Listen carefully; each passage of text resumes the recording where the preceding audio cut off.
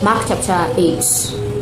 In those days, when there was a great multitude and they had nothing to eat, Jesus called his disciples to himself and said to them, I have compassion on the multitude because they have stayed with me now 3 days and have nothing to eat. If I send them away fasting to their home, they will faint on the way, for some of them have come a long way. His disciples answered him, From where could one satisfy these people with bread here in a deserted place? He asked them, How many loaves do you have? They said, 7. He commanded the multitude to sit down on the ground, and he took the 7 loaves. Having given thanks, he broke them and gave them to his disciples to serve, and they served the multitude. They also had a few small fish. Having blessed them, he said to serve these also. They ate and were filled. They took up 7 baskets of broken pieces that were left over. Those who had eaten were about 4,000. Then he sent them away. Immediately he entered into the boat with his disciples and came into the region of Dalmanutha. The Pharisees came out and began to question him, seeking from him a sign from heaven and testing him. He sighed deeply in his spirit and said, Why does this generation seek a sign? Most certainly I tell you, no sign will be given to this generation.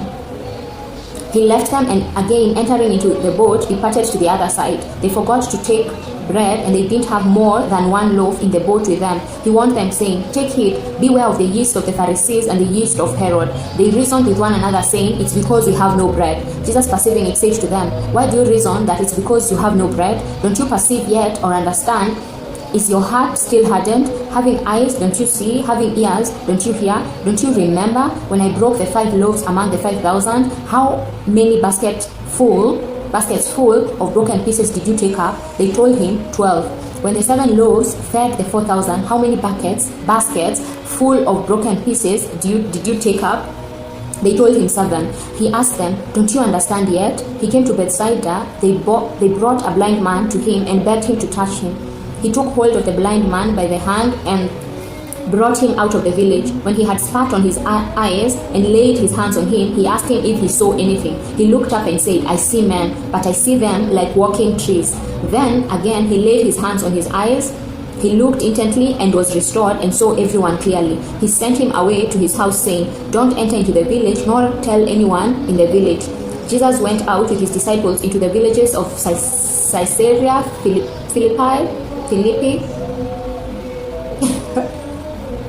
On the way, he asked his disciples, Who do men say that I am? They told him, John the Baptizer, and others say Elijah, but others, one of the prophets. He said to them, But who do you say that I am? Peter answered, You are the Christ. He commanded them that they should tell no one about him. He began to teach them that the Son of Man must suffer many things, and be rejected by the elders, the chief priests, and the scribes, and be killed, and after 3 days rise again. He spoke to them openly. Peter took him and began to rebuke him. But he, turning around and seeing his disciples, rebuked Peter and said, Get behind me, Satan, for you have in mind not the things of God, but the things of man. He called the multitude to himself with his disciples and said to them, Whoever wants to come after me, let him deny himself and take up his cross and follow me.